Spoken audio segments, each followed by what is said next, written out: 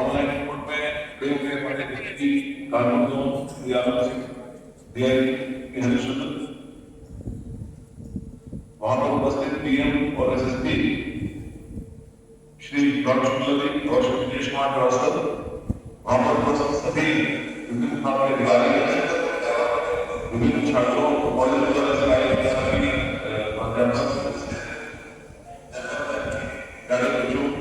और समाज के सभी वर्गों से आए हुए अभी आपने मॉर्निंग सेशन चल रहा है, कार्यशाला चल रही है। इस कार्यशाला में साइबर के संबंध में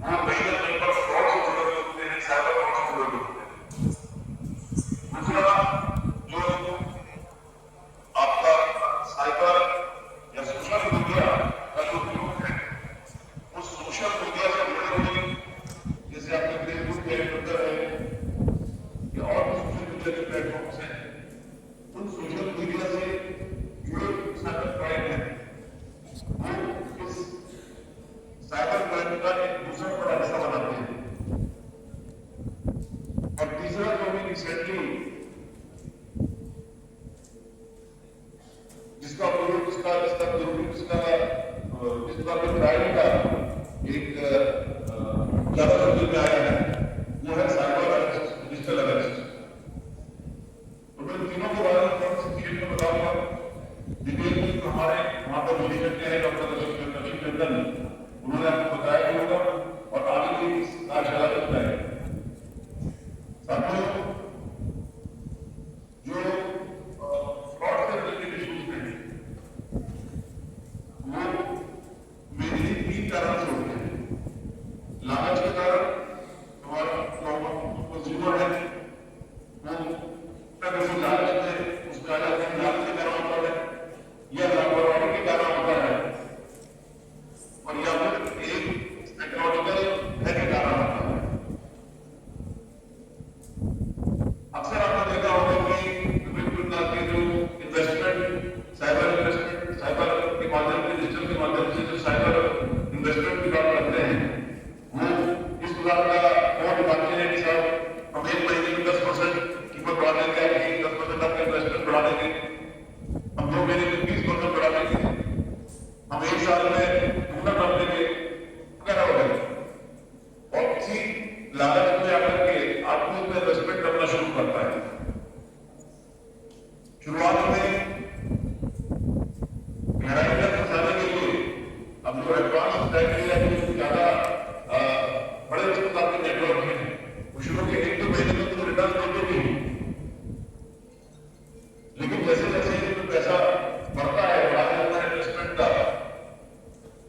वो तत्काल कोई फ्रॉड में फंसता है तो उतनी में फ्रॉड में फंस जाता है।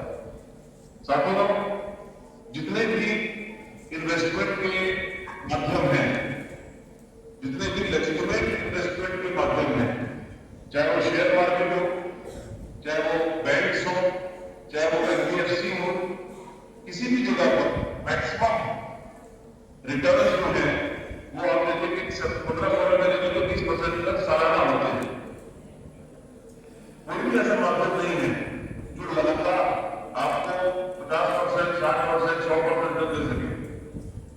कॉमन सेंस की बात है कि जो प्लेटफॉर्म, जो साइबर प्लेटफॉर्म हमसे आपके ये विश्वास दिलाने के लिए ये कहते हैं जब हम आपका पैसा इतना बढ़ा देंगे, साल में इतना कर देंगे, तो उनको तो हमारे तो पैसे की जरूरत ही नहीं है। वो तो उनके पास 5 लाख तो डिलीवरी हुआ तो वो उस एल्गोरिथम को, उस सिस्टम को अपने आप इस्तेमाल करके 1 साल में 5 का 10 लाख कर लेंगे, अगले साल में 10 का 20 लाख कर लेंगे, अगले साल में 30 का 40 लाख कर लेंगे और फिर आराम से जिंदगी बिताएंगे।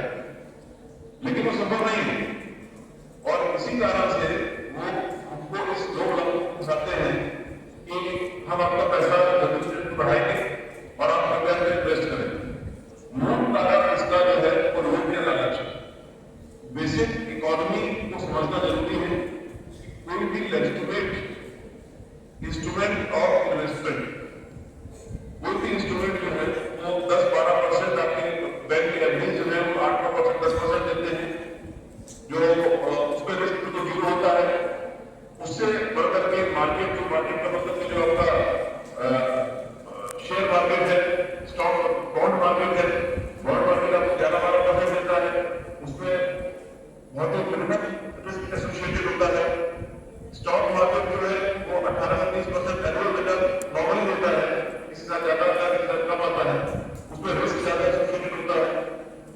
स्टॉक मार्केट में जो एस्टिमेट आपके माइक्रो मिनी स्टॉक्स हैं वो ज्यादा रिटर्न देते हैं इससे ज्यादा, और उसमें और ज्यादा रिस्क एसोसिएटेड होता है। जैसे जैसे आपके रिटर्न्स का और खासतौर से लेजिटिमेट तरीके से रिटर्न बढ़ता रहता है, रिटर्न से प्रॉफिट बढ़ता रहता है, रिटर्न की होप बढ़ती रहती है, उसी प्रकार से रिस्क भी बढ़ता है। और जो एक इलेजिटिमेट तरीके हैं ये तो पूरी तरह से इसमें रिस्क ही है और रिटर्न्स को सिर्फ लोगों मिलने के लिए या फंसाने के लिए इसको सामने लाते हैं।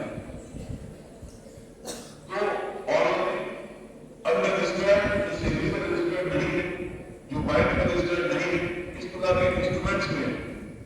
प्रकार के बहकावे हैं आकर के वहां पर अपना जो हार्ड अर्न मनी है लगाना, वो मैं समझता हूँ कि वो इस लोक लालच के माध्यम से साइबर फ्रॉड का शिकार करने का पहला कदम है। दूसरी बात जो आती है वो आती लापरवाही।